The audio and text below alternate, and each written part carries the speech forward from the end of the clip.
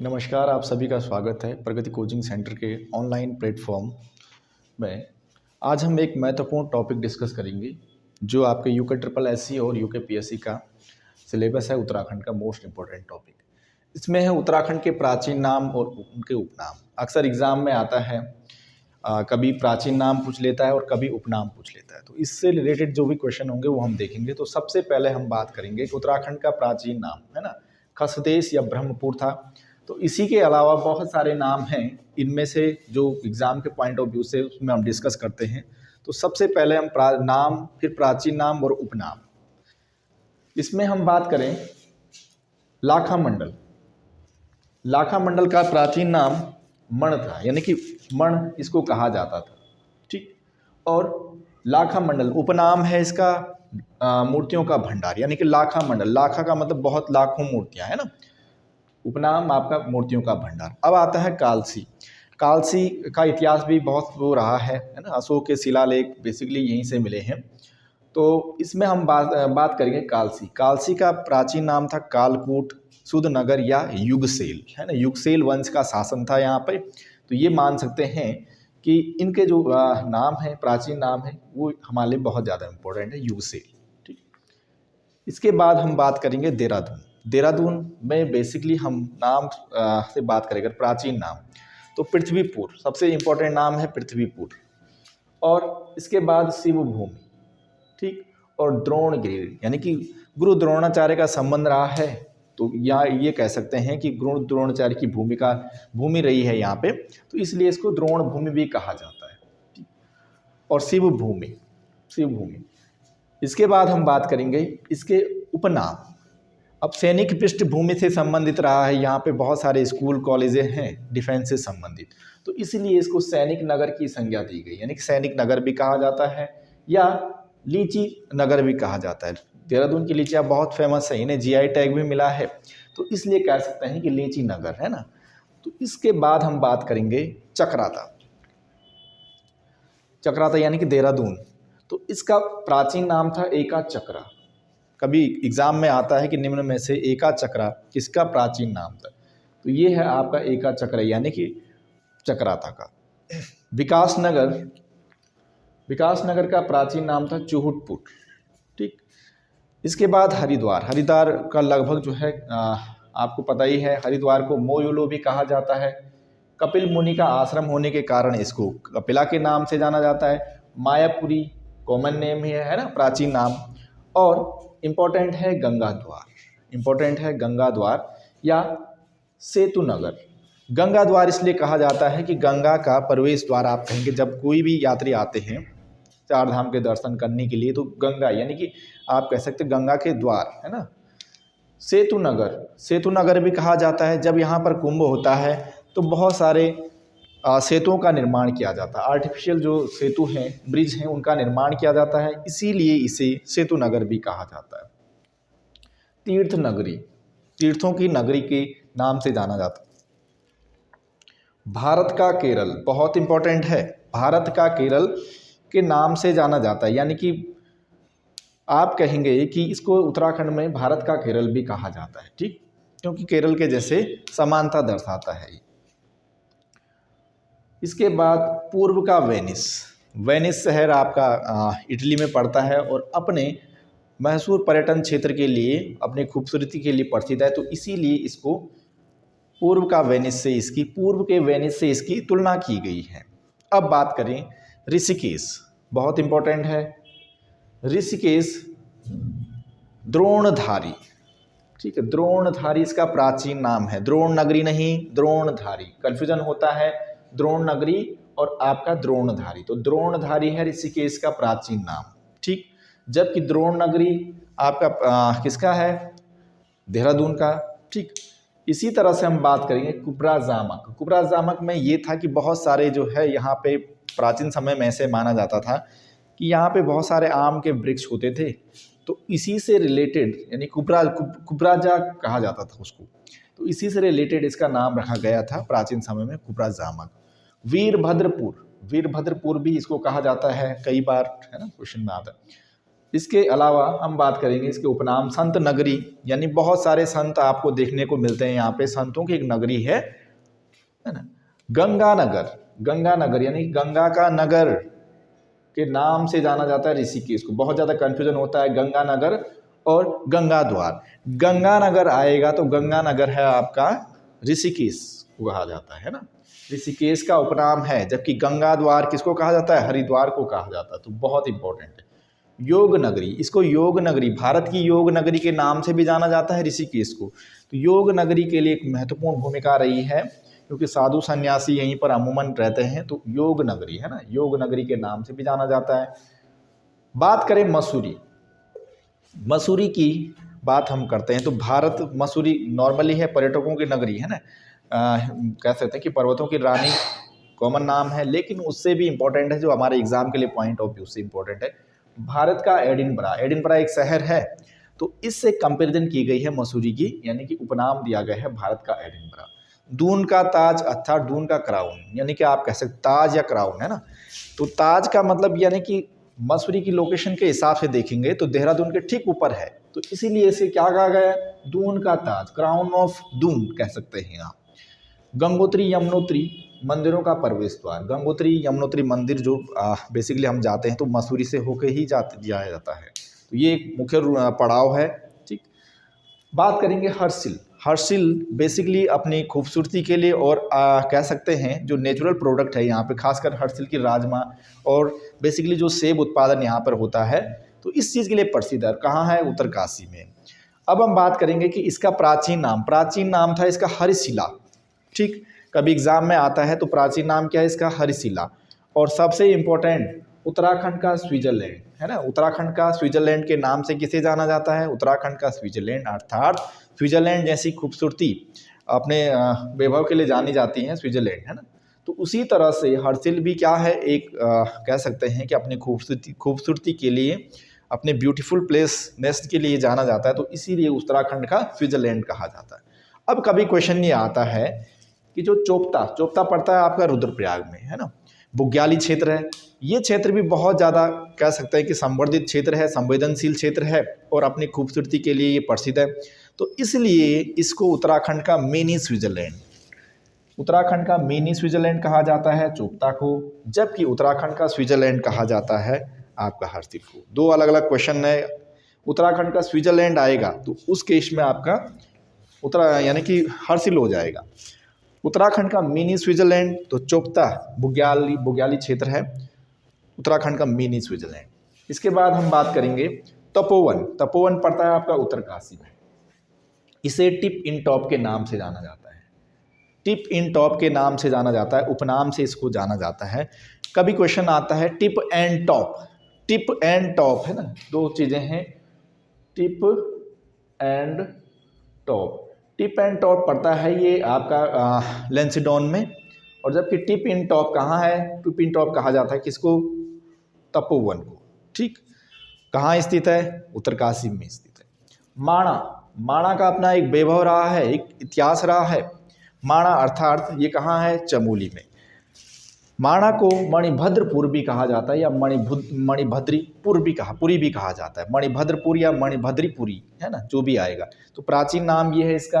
दूसरा, देश का प्रथम गांव की से संज्ञा दी गई है। अभी हाल ही में कुछ समय पहले भारत सरकार के द्वारा जितने भी सीमांत क्षेत्र पर बसे हुए गांव हैं उनके लिए एक पहले कहा जाता था, माणा को पहले ये कहा जाता था कि भारत का अंतिम गांव, लेकिन भारत का अंतिम गांव न कह के इसे अब संज्ञा दी गई है, ऐसे सीमांत गांवों को भारत के प्रथम गांव की संज्ञा दी गई। तो अर्थात भारत का, उत्तराखंड के परिप्रेक्ष्य से देखेंगे हम तो उत्तराखंड के परिप्रेक्ष्य से भारत का प्रथम गांव कभी पूछा जाएगा तो ये है आपका माणा है ना। अब आता है इसके बाद चौकी घाट यानी कि कर्णव नगरी है ना, कोटद्वार। ठीक है, कर्णव नगरी कोटद्वार, ठीक है, इसी कर्णव की तपस्थली रही है। अब इसके बाद जो हमारे इम्पोर्टेंट जो नाम हैं, इसके अलावा प्राचीन नाम और उपनामों हम बात करेंगे, तो उसमें से कुछ जो एग्ज़ाम के पॉइंट ऑफ व्यू से इम्पोर्टेंट है उनको देखते हैं। सबसे पहले है पुरोला। अब यहाँ पर पुरोला कहाँ पड़ता है? पहले तो पुरोला उत्तरकाशी में। आप जानते हो विधानसभा की यहाँ पे ऐसी सीट के लिए ये किया गया है, इसको रिजर्व किया गया है।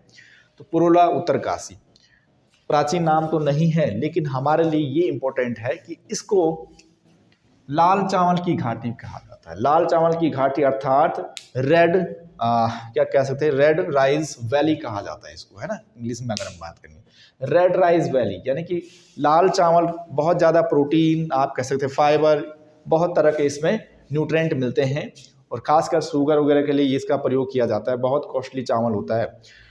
खासकर पुरोला में एक नदी बहती है कमल घाट। कमल घाट जो नदी बहती है वो लाल चावल की खेती के लिए बहुत कारगर और बहुत सिद्ध घाटी मानी जाती है, बहुत किफ़ायती घाटी मानी जाती है, तो इसलिए इम्पोर्टेंट है। अब जोशीमठ, जोशीमठ आप सभी जानते हैं, एक प्रसिद्ध मठों में से एक है आपका जोशीमठ। इसका प्राचीन नाम था योशी या ज्योतिर्मठ। योशी या ज्योतिर्मठ किसका प्राचीन नाम था? जोशीमठ का। ये एग्जाम में आया हुआ, यूके ट्रिपल एससी एग्जाम में आया हुआ, योशी निम्न में से किसका प्राचीन नाम था? तो योशी है आपका जोशीमठ का प्राचीन नाम। अब जो बद्रिकाश्रम अर्थात भगवान बद्री विशाल है ना, उन भगवान बद्री विशाल की जो आप कह सकते हैं जो प्राचीन नाम है, ठीक, पंचबद्रियों में से प्रसिद्ध बद्री हैं भगवान बद्री विशाल। तो इसमें बद्रिकाश्रम प्राचीन नाम हम बात करेंगे, तो इसमें प्राचीन नाम का इनका बद्री वन, बहुत सारे बद्री के पेड़ पाए जाने के कारण इनको क्या कहा जाता है? बद्री वन भी कहा जाता है। मुक्तिपर्दा, मुक्तिपर्दा योग सिद्धा, जहाँ पर योग की क्या होती है? सिद्धि प्राप्त होती है। भूवैकुंठ इंपॉर्टेंट है, भूवैकुंठ बहुत इंपॉर्टेंट है, आगे आएगा वैकुंठ और एक है भूवैकुंठ। भूवैकुंठ भी कहा जाता है बद्रिकाश्रम को। और नर नारायण पर्वत की तलहटी पर आप कह सकते हैं बसे होने के कारण इसको नर नारायण भी कहा जाता है, ठीक। अब एक क्षेत्र पड़ता है आराकोट। आराकोट एक बंगाण क्षेत्र पड़ता है उत्तरकाशी, है ना, लगभग देहरादून से लगा हुआ एरिया है ये। तो आराकोट बंगाण बेसिकली ये फेमस है सेब उत्पादन के लिए। इस क्षेत्र को उत्तरकाशी में पड़ता है आराकोट बंगाण क्षेत्र, है ना। ये जो क्षेत्र है इसको कहा जाता है गिलगिट ऑफ उत्तराखंड। गिलगिट ऑफ उत्तराखंड, गिलगिट कहाँ है? गिलगिट है आपका जम्मू कश्मीर, और ये अपनी खूबसूरती के लिए ये भी स्थान बहुत फेमस है गिलगिट। तो इसी तरह से आप कह सकते हैं जो आराकोट है इसको गिलगिट ऑफ उत्तराखंड के नाम से जाना जाता है। अब इसके बाद आएगा फूलों की घाटी, वैली ऑफ फ्लावर, बहुत इंपॉर्टेंट है। सबसे इम्पोर्टेंट है यहाँ पर प्राचीन नाम। प्राचीन नाम में बैकुंठ इसका नाम है। क्या? बैकुंठ नाम। दो जगह कन्फ्यूजन होता है, एक बैकुंठ में और एक भू बैकुंठ में। बैकुंठ में आपको ध्यान रखना है, फूलों की घाटी को कहा जाता है बैकुंठ। भू बैकुंठ आएगा तो बद्रिकाश्रम यानी कि बद्री विशाल को कहा जाता है। नंदन कानन पुष्पावती राष्ट्रीय उद्यान, है ना, पुष्पावती नदी बहती, तो इसलिए क्या कहा जाता है इसको? पुष्पावती राष्ट्रीय उद्यान। पुष्पोतय ताल से निकलती है पुष्पावती राष्ट्रीय जो नदी है। भुंडार घाटी, भुंडार घाटी भी कहा जाता है। चमोली में अब पड़ता है एक जगह ओली, यानी कि ओली, ठीक है, अपने शीतकालीन स्कीइंग क्षेत्र के लिए, शीतकालीन खेलों के लिए प्रसिद्ध है ना। तो उनमें हम बात करेंगे ओली। ओली है चमोली, और इसको कहा जाता है, यानी इसका उपनाम है संजीवनी शिखर। ऐसा माना जाता है कि जब रामायण में लक्ष्मण मूर्छित हो गए थे तो उस दौरान हनुमान जी इसी शिखर पर आए थे और यहाँ से पूरा शिखर यानी पर्वत ले गए थे, और जो जड़ी बूटी बेसिकली मिली थी तो इसी पर्वत को उठाकर ले गए थे। तो इसीलिए इसे संजीवनी शिखर के नाम से जाना जाता है। किसको? आपके ओली को। अब बात करेंगे श्रीनगर। वर्तमान हमारा नवा नगर निगम बन चुका है, शुद्ध रूप से पर्वतीय क्षेत्र में बसा हुआ पहला नगर निगम। ये इसका प्राचीन नाम है सुबावपुर। सुबाव, राजा सुबाव की राजधानी होने के कारण इसको क्या कहा जाता है? सुबावपुर या श्री क्षेत्र के नाम से जाना जाता है। और इसका उपनाम था इसका उत्तराखंड की दिल्ली, है ना। उत्तराखंड की दिल्ली इसलिए कहा जाता था क्योंकि यहाँ पर भी क्या हुआ था, राजधानी थी श्रीनगर पंवार वंश की, तो बार बार आक्रमण होते थे। जैसे दिल्ली में क्या है, विदेशी आक्रमण बहुत ज़्यादा होते थे, है ना, अलग अलग। तो यहाँ पर भी क्या होते थे, बाहरी आक्रमण होते थे, इसलिए इसे संज्ञा दी गई थी उत्तराखंड की दिल्ली की संज्ञा, ठीक। अब बात करेंगे गोपेश्वर। गोपेश्वर का प्राचीन नाम गोथला या गोपाला, ठीक। गोपेश्वर का प्राचीन नाम था गोथला, यानी कि गाय से संबंधित है ये स्थान गोथला, और गोपाला दोनों ही पूछे जा चुके हैं कि गोपेश्वर का निम्न में से प्राचीन नाम क्या था, तो गोथला। ये यूके बीडीओ बीपीडीओ एग्जाम जो हुआ था लास्ट, तो उसमें पूछा गया था, UK triple SC BDO BPDO exam, इसमें पूछा गया था जुलाई 2023 में जो एग्जाम हुआ था, गोथला निम्न में से किसका प्राचीन नाम था, तो गोपेश्वर। केदारनाथ, केदारनाथ को भृंगतुंग कहा जाता है, कई बार क्वेश्चन आता है तो ये भी ध्यान में रखना आपको। कोडियाला, कोडियाला बेसिकली पड़ता है आपका टीरी गढ़वाल में ना। कोडियाला, कोडियाला में रिवर राफ्टिंग से संबंधित गतिविधियां होती हैं, यानी रिवर राफ्टिंग के लिए ये क्षेत्र जो है बहुत प्रसिद्ध है ये कोडियाला, तो इसीलिए इसे व्हाइट वाटर वंडर भी कहा जाता है, व्हाइट वाटर वंडर। ये पूछा जा चुका है यूके ट्रिपल एससी में कि निम्न में से कौन सा स्थान अपने साहसिक खेलों मान सकते हैं आप, या बेसिकली जो है रिवर राफ्टिंग के लिए प्रसिद्ध है उत्तराखंड में, तो कोडियाला। ये एग्जाम में पूछा जा चुका है। अब हम बात करेंगे चमोली। चमोली को प्राचीन समय में लाल सांगा के नाम से जाना जाता था। लाल सांगा का शाब्दिक अर्थ होता है, लाल सांगा का मतलब क्या होता है, सांगा का मतलब होता है पुल, है ना।